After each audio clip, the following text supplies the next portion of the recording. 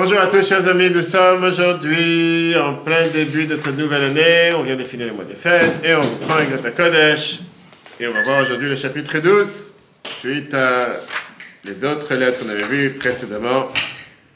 Dans ce chapitre 12 de Gota Kodesh de Tanya, on voit toutes les lettres précédentes dans adora.fr. On va voir le fameux débat qu'on dit deux juifs, trois avis. Pourquoi il y a tellement de divisions? Pourquoi il y a tellement de disputes? Comment on arrive à la paix? Et on va voir aujourd'hui, justement, puisqu'on va parler des anges qui sont dans la paracha de cette semaine aussi, Michael et Gabriel. Et on va voir justement comment faire ce qu'on appelle cette union entre Chesed et Gvura. On est où là? Le début du chapitre 12. Comment le chapitre 12 aujourd'hui? On dit qu'un juif, une fois, il a cherché une sgoula pour Shalom Bait, et aussi du ketchup et de la moutarde, c'est l'équivalent. Une fois, un juif, il a cherché une ségoula pour Shalom Bait, il a demandé au rabbin, est-ce que c'est vrai qu'on dit qu'il y a une ségoula pour avoir la paix dans le couple, de plier le talit juste à la sortie de Shabbat? On sait qu'on n'a pas l'habitude de plier le talit pendant Shabbat, pour ne pas plier exactement sur le même pli. Est-ce que la seconde que Shabbat sort, je dois plier le talit?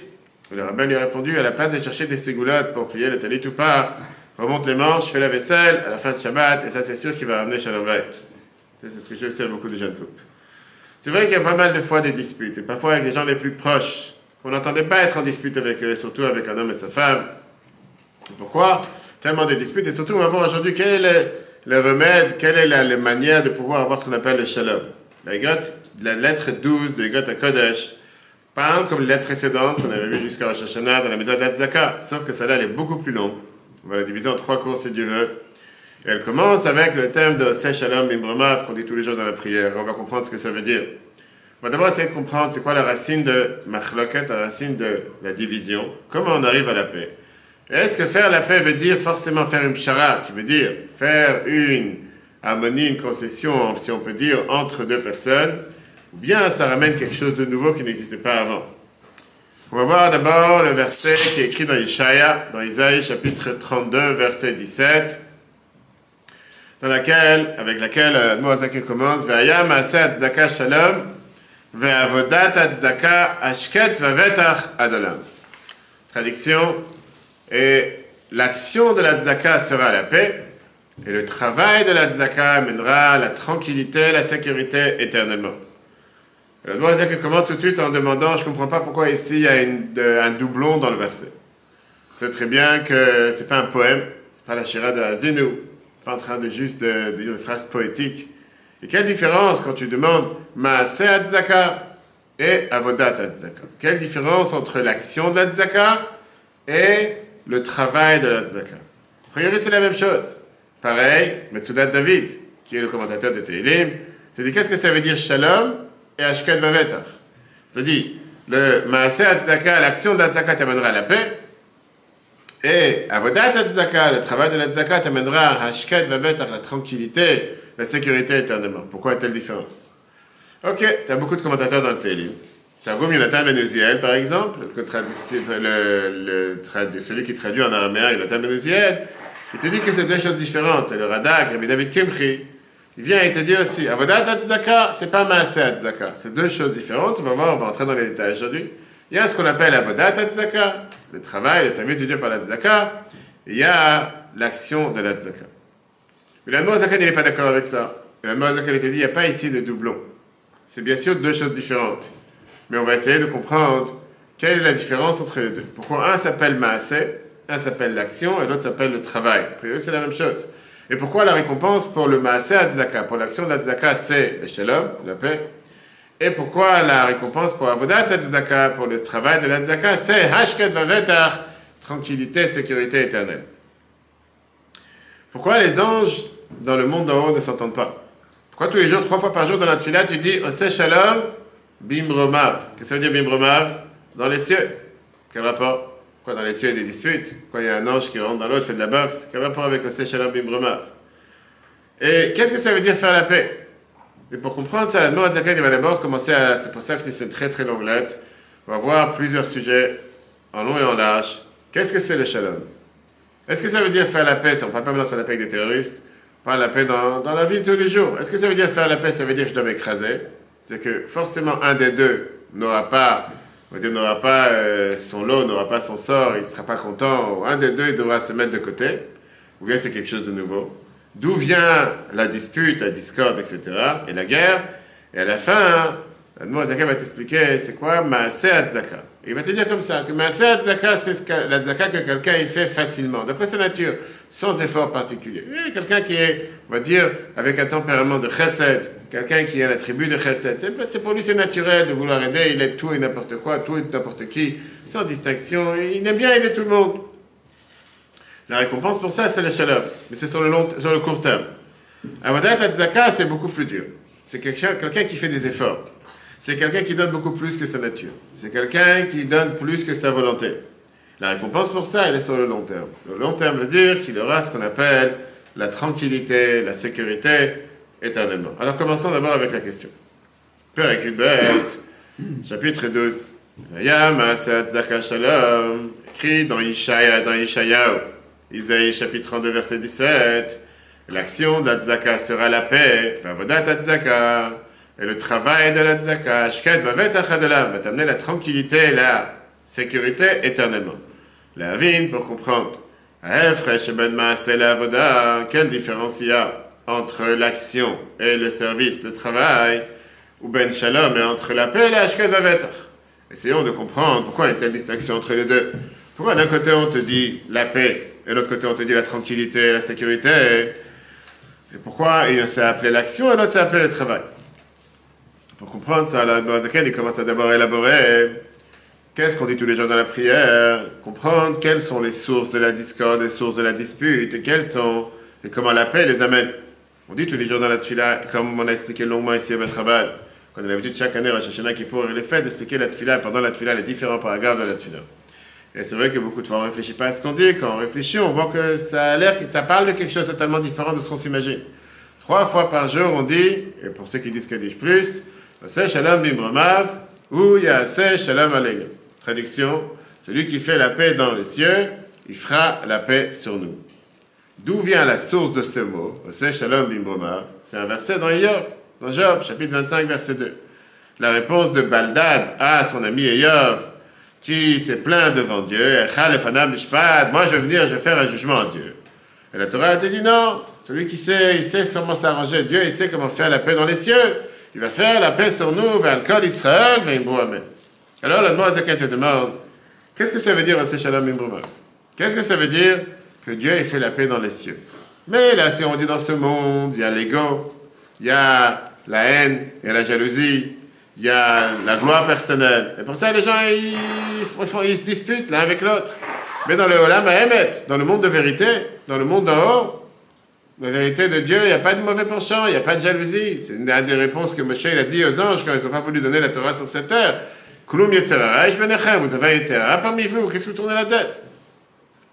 Pourquoi Dieu a besoin de faire Shalom Bimromav? Pourquoi Dieu a besoin de faire la paix dans le monde en haut? Est-ce que là-bas il y a des machloket? Viens les Chachamim. Ils te disent qu'on parle ici de 2 anges. Et comme je dis tout à l'heure, ça, je vais répéter chaque fois le cours de Tanya, il a un rapport avec la paracha de la semaine. Les 2 anges les plus connus qui sont contradictoires sont Michael et Gabriel. On n'a pas un ange Gabriel, on n'a pas un ange Michael et si on a un ange Gabriel. Que quoi? Pourquoi? 2, en plus 2 Gabriel. Qui sont mentionnés dans le Tanakh, où ils sont mentionnés dans le Tanakh, Michael et Gabriel dans la Bible, Sefer Daniel, chapitre 10, verset 13, chapitre 9, verset 21, etc. Les Chachamim te disent que Michael, c'est le Sar Shel Maim, Gabriel, Sar Shelesh. Michael, ça représente l'eau, Gabriel représente le feu. Dans la Torah Tassod, la Kabbale, c'est expliqué. Michael représente la bonté divine. Chesed Elokim. Tu sais pourquoi? On va voir avec un magnifique commentaire du Père du Rabbi, avec l'acronyme et le compte numérique, etc. Gabriel, il y a le mot Gvura à l'intérieur, qui représente la dureté et la rigueur divine. Maïm, l'eau représente le Chesed de la bonté. Pourquoi ça représente la bonté? Parce que la bonté, c'est donner du donneur au receveur. En général, on sait que l'eau tombe d'en haut vers le bas, on voit ça dans les montagnes, etc. Comme l'eau qui descend de haut vers le bas. Donc l'eau représente le chesed, ça c'est Michael. Le feu représente la gvura, la dureté. Pourquoi? Parce que le feu monte de bas vers le haut, et ça montre que justement cette abondance part du bas, elle veut quitter celui qui a reçu, retourner vers celui qui a donné, comme la Midat Hadin, l'attribut de jugement, l'attribut de rigueur, qui est là pour minimiser, canaliser, contracter, etc., etc.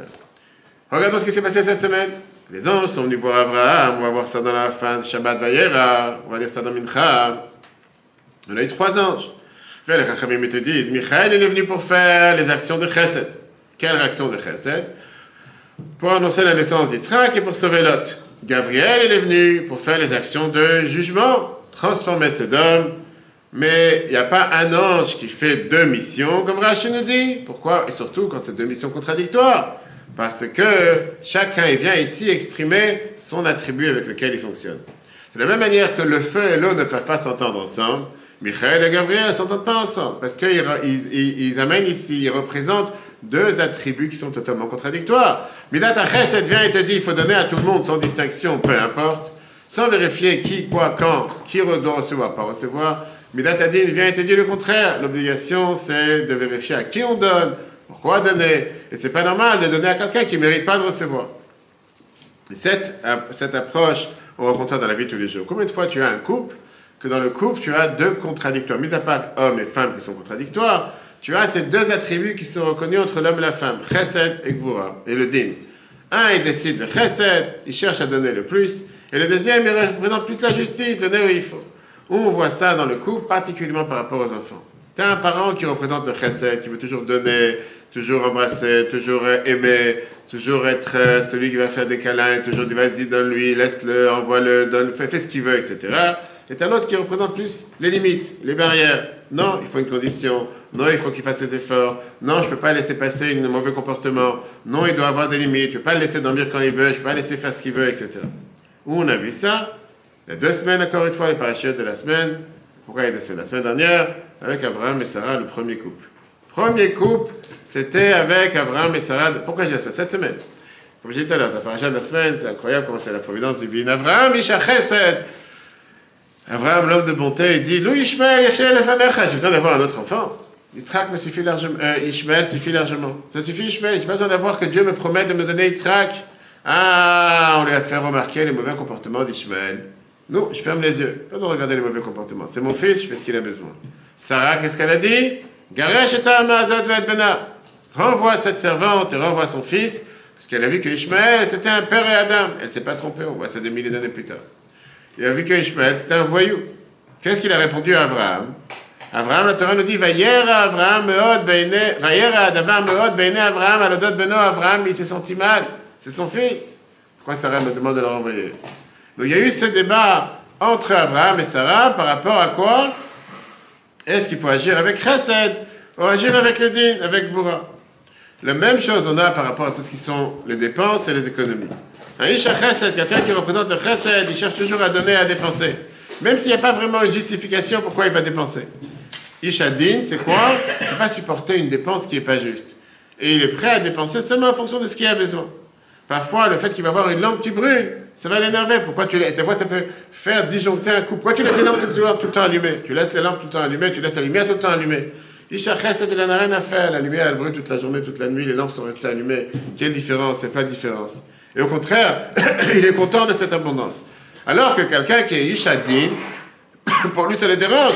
Pourquoi tu gaspilles l'électricité? Pourquoi tu jettes? Même si ça coûte rien, même si c'est des LED, peu importe. Encore une fois, on voit ici 2 approches contradictoires et il n'y a aucun moyen de faire en sorte que les deux vont s'entendre. On parle ici de 2 débats, 2 caves, 2 manières de voir les choses qui sont contradictoires et il y a un énorme fossé entre les deux. Parce que tu n'as pas le choix quand tu es dans un couple, tu es obligé, parce qu'à parfois...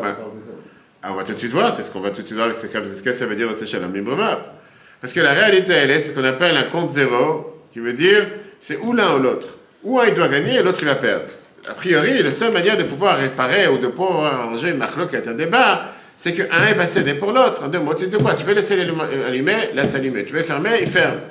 Tu ne peux pas avoir l'harmonie entre les deux. Et donc, il n'y a pas moyen que les deux ils vont se synchroniser entre eux. Alors tu vas me dire, on peut faire une pshara. C'est-à-dire une pshara, c'est-à-dire une concession. Mais dans la concession, la réalité, c'est que les deux ne sont pas vraiment contents. Parce que ça vient juste, on va dire, si on peut dire, satisfaire la situation. Mais il y en a un qui ne va pas être content au final. Ou les deux, ils ne vont pas avoir ce qu'ils ont cherché.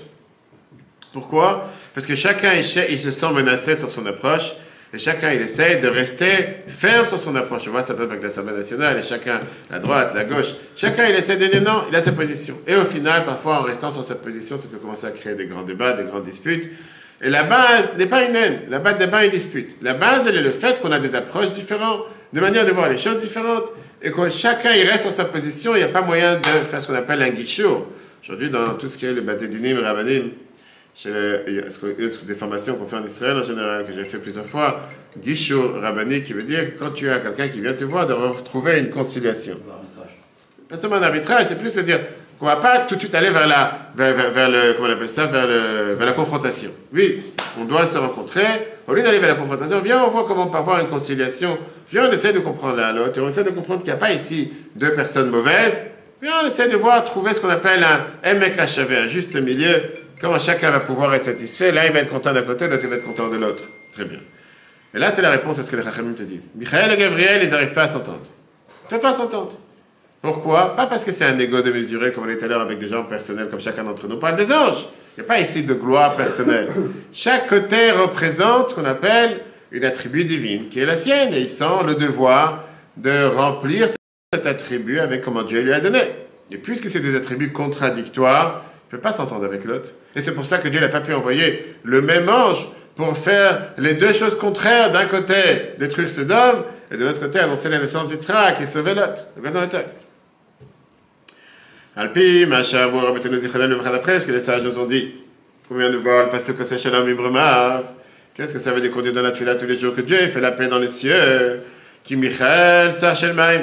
Michael, c'est le ministre, le représentant de l'eau. Gabriel, c'est Archelesh. Gabriel, le représentant du feu. Ve'ein Mechabin, Zedze, un ne peut pas éteindre l'autre. Le feu n'éteint pas l'eau. Ou l'eau n'éteint pas le feu. Klomar. Chez Michael, c'est Archel Chesed. Pourquoi Michael, qui est le représentant de la bonté, Anikra Beshem Maim, qu'il est appelé avec le nom Maim, Ayordim, et Makom Gaval et Makom Namour, qui descendent d'endroits très hauts à un endroit très bas. Vous, ça représente Prinat, Ashpa, l'influence, Veitpashtut, Achayut. Qu'est-ce qui est, tout ce qui est cette émanation de vitalité qui vient, mais la mort élionime, du monde d'en haut, les tartanim au monde d'en bas. Prinat Esh, c'est quoi le feu? Tu vas à l'autre mal, à la nature du feu, c'est de monter de bas en haut. Et Prinat Akvura, ça c'est tout ce qui est la dureté, les rigueurs. Veistalkut, Ashpat Achaim, quand cette vie essaie de s'échapper, Mimat Alema, du bas en haut. Shelo la Ashpia, de ne pas influencer, Rak Betzimtzum Atzum Barav, seulement avec une énorme contraction et une énorme limite. D'être très cadré, très limité, comme je dis, allume la lumière jusqu'à quand tu as besoin, pas perdre de temps, etc. Ve'en midot negdiot, ce sont des attributs contradictoires. Ve'ofriot, contraires l'une à l'autre. Ve'hainu, et ça se passe quand? Que chez et prinat midot nevadan, quand chacune est totalement de son côté. Alors maintenant, comment on peut les associer? Comment on peut les unir? Comment on peut faire la paix entre les deux? Et d'abord la question, comme tu as dit, est-ce qu'on doit le faire? Est-ce qu'on peut le faire? Est-ce qu'il y a vraiment moyen de faire l'union, une harmonie entre deux choses qui sont totalement contradictoires? Le seul moyen de pouvoir faire cette harmonie, c'est avec quelque chose qui vient au-dessus d'eux, pas avec les deux. Michael et Gabriel, chacun représente un autre attribut, chacun représente un autre trait de caractère, chacun représente sa vérité, et pour chacun d'entre eux, la vérité de l'autre est contradictoire. Pas seulement elle est contradictoire, elle est opposée, c'est une menace pour lui. Vient Dieu qui est plus haut que tout. Et comme on dit dans Patach, il est haut tous les vendredis, soit Dieu il est un et il n'est pas limité dans toutes ces sphirotes, ces 10 attributs, parmi lesquels font Michael et Gabriel. Tu ne veux pas le mettre dans une de ces deux différents attributs, parce que ça représente une limite. Comme s'il n'a pas une nature et un caractère particulier. Dieu, il est limité. Mais puisqu'il est limité, il n'est pas catalogué, et il n'est pas seulement catalogué, il n'est pas non plus coloré d'une certaine couleur. Puisque Dieu, il est plus haut que les deux. Soit le chesed, et soit le din, automatiquement, Dieu, il a la capacité de faire la paix entre les deux. Ce même Dieu qui a voulu Midat HaChesed, il a voulu aussi Midat HaDin. On va tout de suite voir ce qu'on a vu dans Bereshit. Quand Dieu il se dévoile, Michael et Gabriel ressentent face à Dieu qu'ils ont la même volonté. À la place de se focaliser sur leur catégorie, leurs attributs, leur passion, ce qui représente leur manière d'agir, chacun cherche à faire la volonté de Dieu. Et la volonté de Dieu s'exprime par le Chesed et par le Din, par les deux à la fois. Et donc, ils s'effacent à la volonté de Dieu et ils sont capables d'aller dans la même mission. Oui, c'est vrai, Abraham, il a reçu les 3 anges, mais les deux sont partis ensemble. Chacun avec une mission différente. Mais ils étaient là, les deux, pour un seul but, faire ce que Dieu lui demande. On rejoint le cours de lundi soir, que ça, c'était toute la nouveauté d'Abraham. Pourquoi la Torah n'a pas parlé d'Abraham avant 75 ans? On a vu si c'était l'intention ou l'action qui compte. Donc, jusqu'à 75 ans, il a fait des grandes choses. Mais tout ce qu'il a fait, c'était auto-initié, pas une demande de Dieu. Là, pour la première fois dans l'histoire, Dieu se tourne vers lui, lui demande de faire quelque chose sans pourquoi. Et il est parti le faire. Contrairement à Noach, la semaine dernière, Dieu aussi lui a demandé de construire l'arche. Mais c'était pour une raison. parce que tu vas être sauvé, parce que tu vas sauver ta famille, sauver les espèces. Ok, il y a quelque chose de logique, ça me parle. Dieu, il n'a pas dit à Abraham pourquoi. Elle a arrêté chez Eureka. Va vers la terre que je vais te montrer. Pourquoi? Il n'y a pas de pourquoi. Parce que je t'ai demandé. Et la première fois qu'il a fait, c'est pour ça qu'il est devenu le père du peuple juif et pas Noah. C'est le cours de l'histoire, on peut revoir dans les Torah.fr. Alors maintenant, la Moshe est expliquée. Ça ne veut pas dire que Chesed s'efface. Ça ne veut pas dire que le din s'efface. Ça ne veut pas dire que la bonté s'efface ou la rigueur s'efface. Dieu leur a donné cette mission. Michael représente Chesed, Gabriel représente din. C'est pas j'existe plus. Non, chacun a sa mission. Il y a le Chesed et il y a le din. Mais néanmoins, ils trouvent le moyen de s'unir, de vivre en harmonie. Pourquoi? Parce qu'on sert ici quelque chose de beaucoup plus grand. On est là en train de servir un objectif qui est plus important, qui est la mission que Dieu nous a donnée.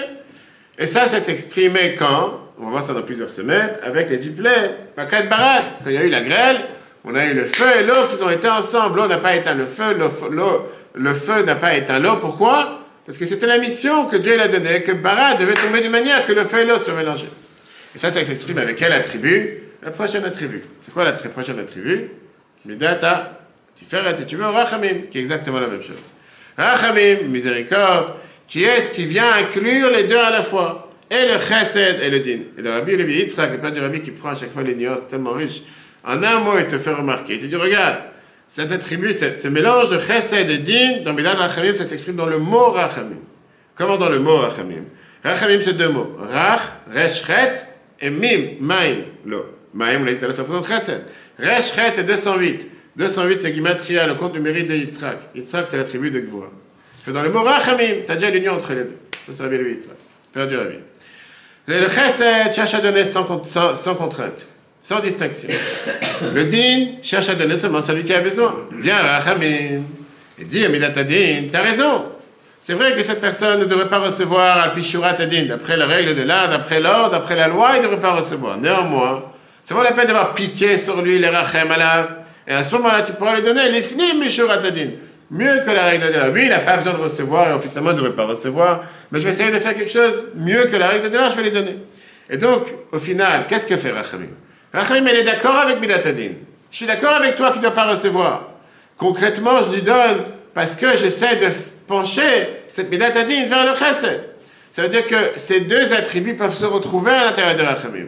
C'est pas qu'elle est en train de dénigrer ou de rabaisser ou d'effacer une des deux. Il y a le Chesed et il y a le Rach, il y a le Din. Je suis d'accord avec toi de ne pas recevoir, mais viens, on lui fait une faveur extraordinaire, malgré qu'il ne doit pas recevoir, de lui donner dans cette catégorie. Donc je retrouve le Chesed. Rachamim prend ensemble les deux composants, Chesed et Din, et elle en fait de ça une. Et au contraire, elle donne la possibilité aux deux d'exister. Et ça, c'est ce qu'on appelle dans le langage kabbalistique, qu'on est mamtik, gvurot, bechasadim. Qu'on adoucit les rigueurs avec les bontés. Il n'y a pas que des bontés. On a vu ça plusieurs fois déjà dans les chapitres précédents, avec gvurot, shamim.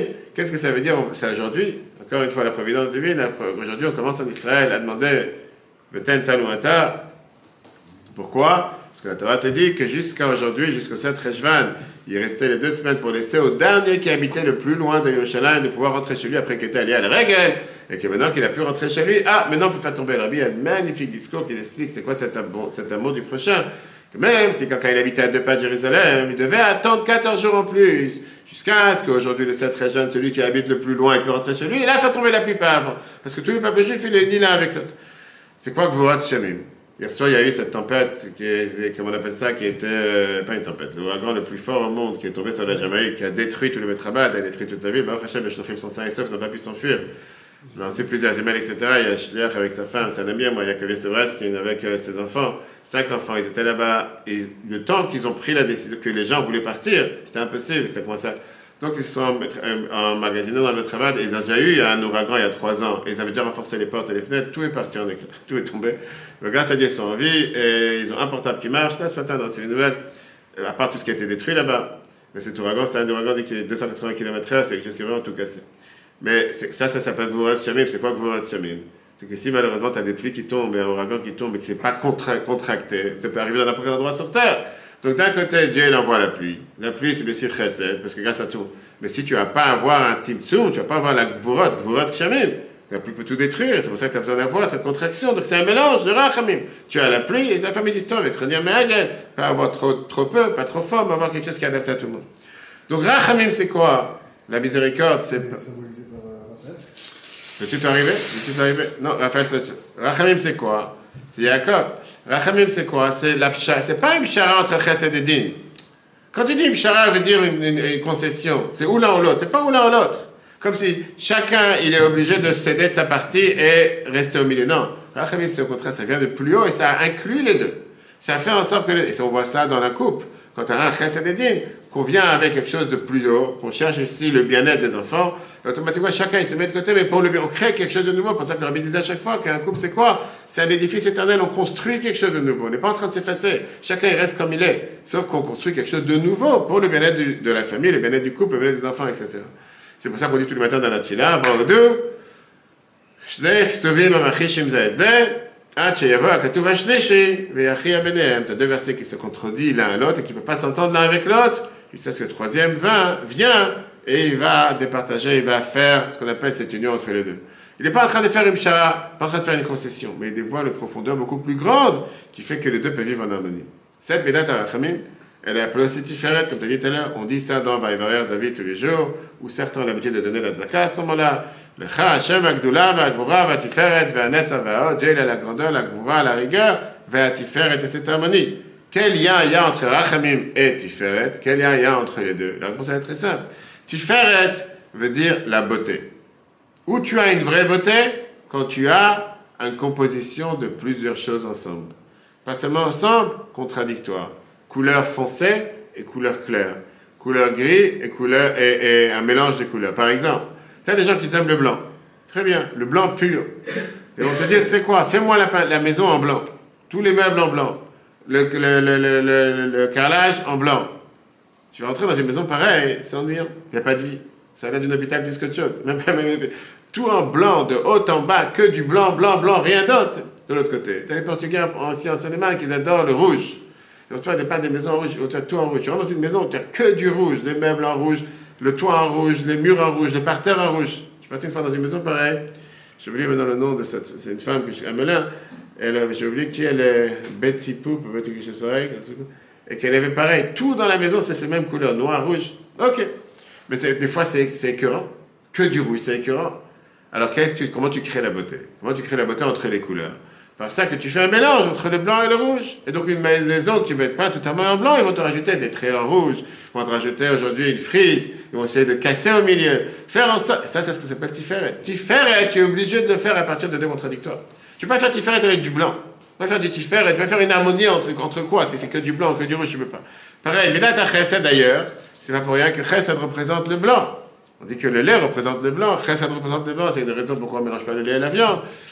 Là, le blanc représente Chesed, ce qui est fin. Din représente le jugement, le rouge, comme le sang, comme le feu, etc. C'est quoi le Rachamim? C'est de pouvoir faire cette union entre les deux, ça s'appelle Tiferet.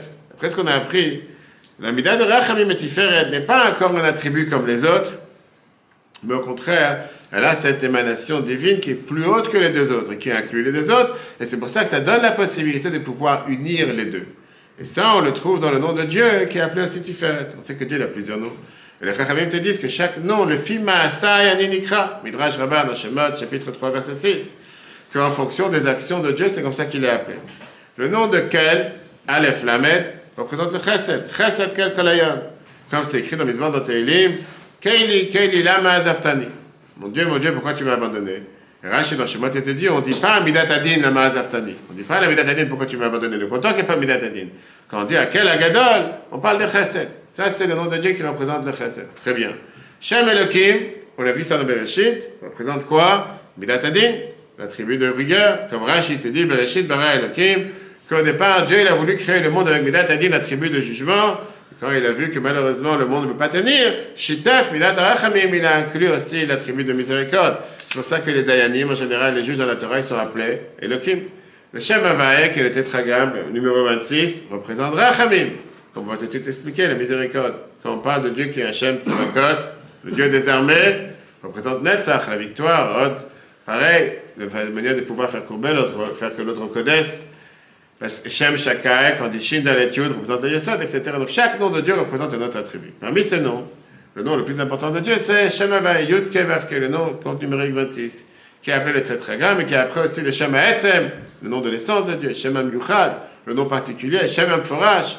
Ça vient représenter le nom de Dieu qui est au-dessus des attributs, au-dessus des différents traits de caractère, pourquoi il est au-dessus, pourquoi il est attaché avec Tiferet, comme on a dit tout à l'heure. Le seul moyen de pouvoir unir les deux, Chesed et Gvura, Chesed et Din, vient de Dieu qui est le coude qui est plus haut que les deux.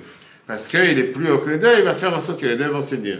Tout le temps que tu as un attribut qui va s'exprimer qu'elle-même, à ce moment-là, ça ne peut pas marcher, tu ne peux pas t'unir avec l'autre.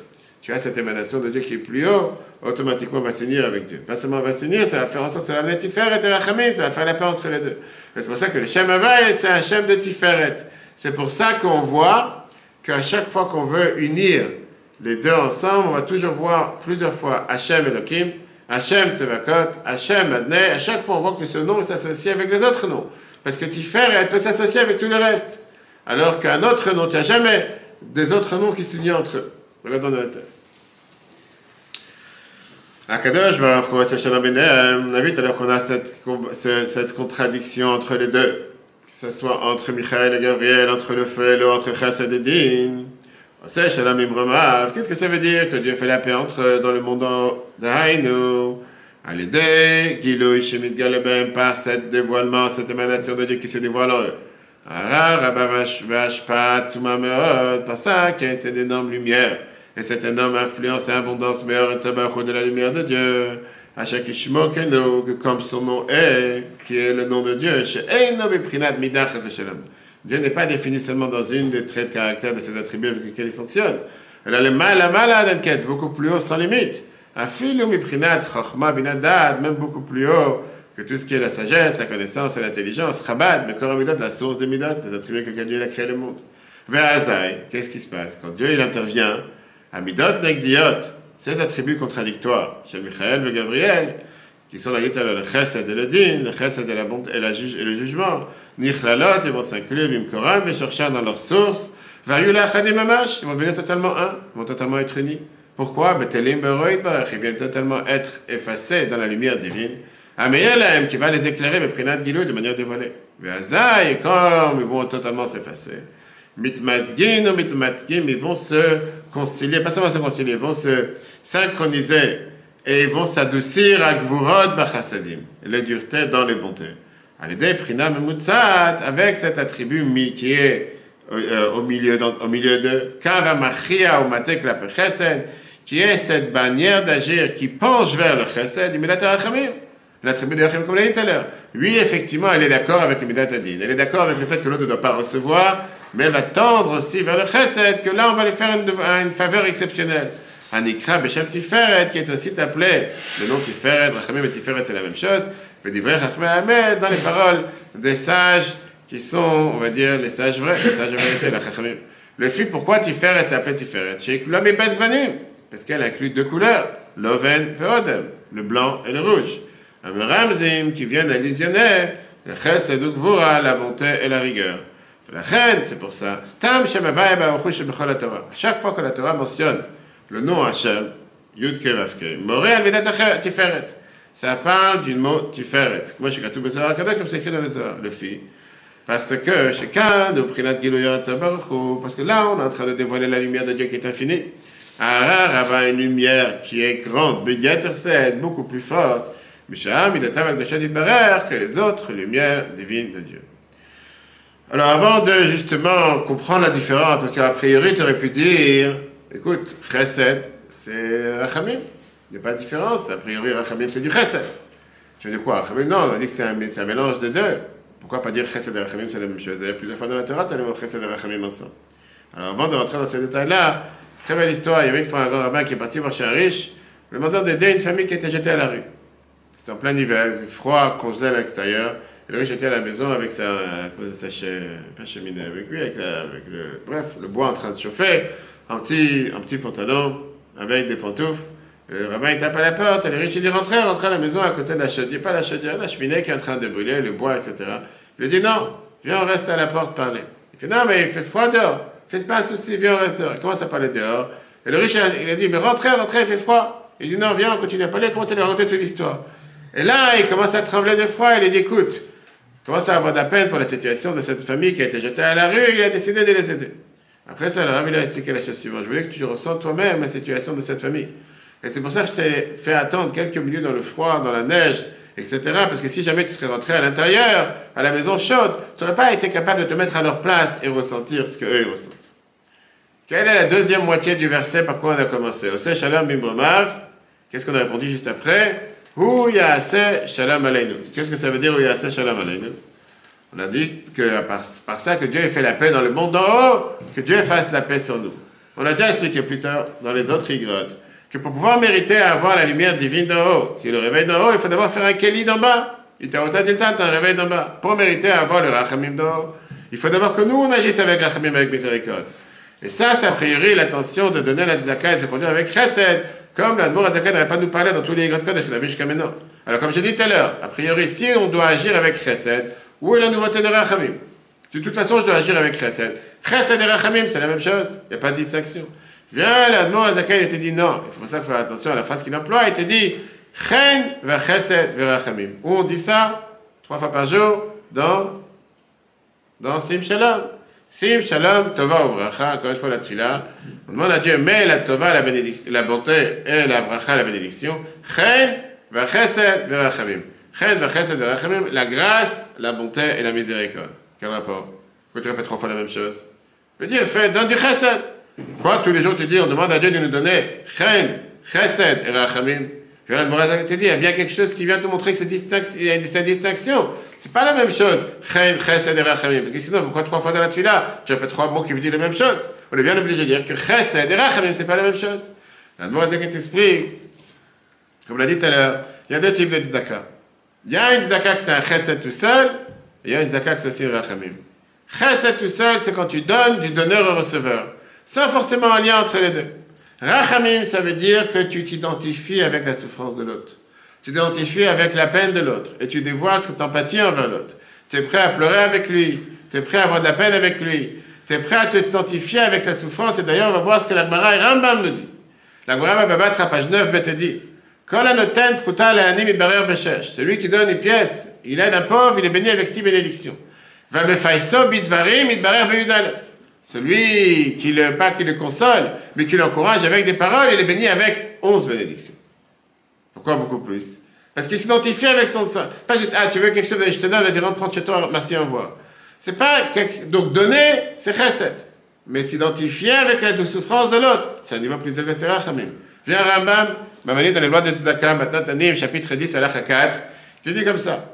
Si quelqu'un il donne avec allégresse, avec joie la tzedaka à quelqu'un d'autre, ou mitonenimo al tzarato, et il a de la peine sur sa souffrance, comme c'est écrit, imlo bachiti likshayor magmanav shel avion, si j'ai pas pleuré avec quelqu'un qui a des difficultés, et j'ai pas été amer face à un pauvre, ou medaber lo divrei tachanonim venichumim, il doit lui donner des paroles de consolation et des paroles d'encouragement, comme c'est écrit, velev almana anin, encourager le cœur d'une personne, d'une veuve. De l'autre côté, Ramam, il vient et te dit, celui qui donne tzedaka besever panim raot, qui donne tzedaka avec un mauvais visage, ou panav vushot bakar, quand il regarde par terre, il dit vas-y, prends ton chèque et casse-toi en bon français. Ramam te dit, ça c'est le niveau le plus bas des 8 niveaux de tzedaka. Et il te termine, pachot misère. C'est quoi le niveau le plus bas? Chez Italo Be'etzef, qui donne avec tristesse. Tu m'as fatigué plus que tu, vas-y, prends ta tzedaka et laisse-moi tranquille. Viens alors, Rambam et la Gemara te montre qu'on voit ici que dans chesed et rachamim, 2 choses différentes. Midat chesed, c'est donné. Mais quand tu donnes, en tant que chesed, il y a encore 2 personnes différentes. Il y a le donneur, il y a le receveur, il y a le pauvre et le riche. Quand tu t'identifies avec la personne, une empathie avec l'autre, tu as cette miséricorde avec l'autre, ça amène la paix entre les deux, entre le donneur et le receveur. C'est-à-dire que les deux s'unissent face à la douleur, face à la détresse de l'autre. Avec une telle miséricorde, par ça que tu t'identifies avec l'autre, tu mérites que Dieu il agit avec toi aussi avec une telle miséricorde. Par ça que Dieu il t'aide avec une paix personnelle dans ta vie personnelle. Regarde la fin.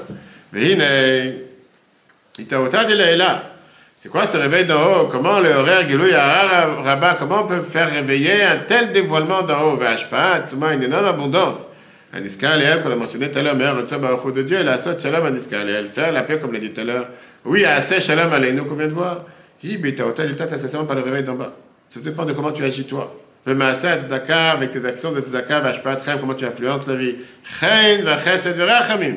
Avec la grâce, la bonté et la miséricorde. On vient de voir les 3 à la fois. Le main de l'être, le begam et cloum, à celui qui n'a rien en lui-même, qui n'a rien de lui-même, ou la chayot, mais faire revivre les pauvres, les gens qui sont souffrants, etc. Rabbi Maharash, il avait 2 enfants, on a parlé plusieurs fois d'eux. Comme tous les enfants, ils jouaient ensemble. Une fois, ils ont joué au rôle de Rabbi et Chassid. Le grand, il a pris, soi-disant, un sartouk de son père, il s'est assis sur une chaise, et le plus jeune, il rentre, il tape à la porte, il rentre en audience privée, demander une bracha. Il a voulu parler avec lui, il a dit, j'ai fait un péché, sans faire exprès, j'ai pas fait Shabbat. Ouais, j'ai profané Shabbat, etc. Et après, je savais que c'était interdit, je voudrais un tikkun, je voudrais que tu me donnes quelque chose pour réparer sur ça. Après quelques jours, la mère, elle a demandé au jeune enfant, est-ce que tu as fait ce que le tikkun que tu as reçu, la réparation que le grand frère, il a dit? Il a dit non, parce que mon grand frère, c'est pas un vrai rabbi. Je sais pourquoi. Je sais parce qu'un vrai rabbi, quelqu'un qui entend la souffrance de l'autre, il soupire d'abord avant de lui donner quelque chose à réparer. Lui, il m'a donné quelque chose à réparer, ça ne le dérangeait même pas. Si ça ne te dérange pas, toi, pourquoi tu veux que je m'identifie avec l'autre? Quelle est la leçon de ce qu'on a appris aujourd'hui? Le message important qu'on a appris, c'est pas seulement pour Shalom Bayit, mais c'est surtout, comme la Torah nous dit, que Dieu n'a pas trouvé un Keli, Marzik, Bracha et la Shalom, de recevoir la bénédiction par la paix. Shalom, c'est un des noms de Dieu. C'est ça qu'on n'a pas le droit de mentionner dans la baignoire ou dans la salle de bain, etc. Shalom Bayit commence par quoi? Par quelque chose de plus haut qui unit les deux partenaires. Et c'est la raison pourquoi, sous chaque mariage, on fait la choupa. Pourquoi on fait une choupa? Tu as ici un khatan kala, qui sont totalement contradictoires dans leur personnage, dans leur identité, dans leur être. Un homme et une femme sont totalement différents. C'est pour ça que tu as la choupa qui vient les envelopper, faire en sorte qu'on va construire maintenant quelque chose de nouveau qui est différent de deux. Et ça, c'est la chose la plus importante. Et ça, c'est donner la possibilité de s'élever face à tous les disputes. Maintenant, c'est pour ça que la Torah te dit, je vais isha zachu shrina benem, qu'un homme et une femme méritent. Ils méritent la shrina, pas mieux. Le fait qu'un couple a compris qu'on est là pour quelque chose de plus haut que nous-mêmes. On est là pour remplir une mission que Dieu nous a donnée, fonder une famille. Et chacun, il a sa mission à remplir, chacun, il a son devoir à remplir, chacun, il a sa manière de regarder les choses. Mais cette harmonie va créer cette perfection. Quand on prend cette décision d'agir de cette manière-là, à ce moment-là, on agit avec Shalom Bayit. Pourquoi? Parce que par ça qu'on a des avis contradictoires, ce qui est tout à fait normal. Un couple qui vient te dire, on pense toujours la même chose, on a dit toujours la même chose, c'est n'importe quoi. C'est pas vrai. Il ne faut pas penser toujours la même chose. On est forcément différents. Mais par ça qu'on a compris qu'on trouve ce qu'on appelle ce chemin en or, qui va faire en sorte qu'avec les avis différents que chacun a, néanmoins, on va s'élever de nos divergences. Parce qu'on va regarder quelque chose de plus important. On va arriver à pouvoir vivre ensemble. Alors on a commencé avec l'histoire de plier le talit pour Shalom Bayit. Et la réponse qu'il lui a dit, c'était à la place de plier le talit, va d'abord remonter les manches et faire la vaisselle pour cette Torah Shalom Bayit. D'abord, il faut savoir que c'est écrit dans le Sfarim, c'est pas une blague. Dans même Minagim, le Siman 947, c'est écrit qu'une des manières d'avoir Shalom Bayit, c'est de plier le talit à Shemot Shabbat. Pourquoi? Comme ça, tu montres que tu n'es pas un traîneur qui laisse traîner les affaires traîner, etc., mais tu mets les choses en place. Très bien. Mais on dit avec humour que comment on plie un talit? En règle générale, comment on plie un talit? Tu mets chaque côté que tu reviens vers l'autre, après tu as fait 2 fois, après 4 fois, et après encore une fois, et surtout chez Chabad, le talit, une fois que tu as fini à la fin tous les plis, tu prends les 2 plis qui sont des 2 côtés, tu mets vers le centre, et là tu refermes. C'est exactement la même chose. Comment tu peux obtenir la paix? Par ça que tu as 2 côtés contraires qui ne s'entendent pas l'un avec l'autre. Chacun est de son côté. Tu fais en sorte que les deux restent 2 côtés différents, mais ils viennent dans le milieu. À ce moment-là, on peut avoir cette harmonie dans les deux. Ça, c'était la première partie de cette higuette. C'est Dieu, la semaine prochaine, on va voir la suite. Alors, comment les machlokot, comment les disputes arrivent et comment on arrive à la guerre? Et surtout, on va voir un troisième point qui était comment faire en sorte de pouvoir arriver au shalom, à la paix. Parce qu'au final, comme on l'a dit tout à l'heure, dans notre monde, il y a des rapports de force qui existent, que tu veuilles ou pas. Et le rapport de force numéro 1, c'est à l'intérieur de chacun d'entre nous, entre le bien et le mal. Tu ne veux pas dire que tu n'as pas ce combat quotidien entre le bon penchant et le mauvais penchant, nefesh elokit, nefesh hamit, entre les yetzatov et les yetzara, c'est un combat quotidien. Alors au final, comment on fait pour avoir cette harmonie à l'intérieur de soi-même? L'harmonie dans le couple, l'harmonie dans la famille, l'harmonie. On verra la semaine prochaine, si Dieu veut, comment on peut avoir l'harmonie, c'est quoi la base pour avoir le shalom, pour avoir la paix. Et après, on va répondre à la question qu'on a demandé, qu'on n'a pas encore répondu. Pourquoi Yeshayahu, il t'a demandé, il t'a parlé de Maaser Hatzaka et Avodat Hatzaka? Pourquoi il a dit que l'action d'Hatzaka amène le shalom? Et pourquoi il t'a dit qu'Avodat Hatzaka t'amène Hashkat Shalom Avetach, la tranquillité et la sécurité? Le cours en replay sur Torah.fr. Très bonne nouvelle à tous et si Dieu veut, à la semaine prochaine.